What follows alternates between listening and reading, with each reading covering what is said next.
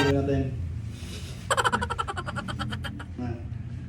Basta yung gilid taper fade lang. Taper. Yung ano, May masyadong ano. oo, basta yung Saan mo gagamitin ito? Huwag iintindihin ito, Pilipit ang dila nito eh. office. Pang office lang? Wala kang ibang paggagamitan? Wala naman. Hindi na matatali ah. Hmm. Yan.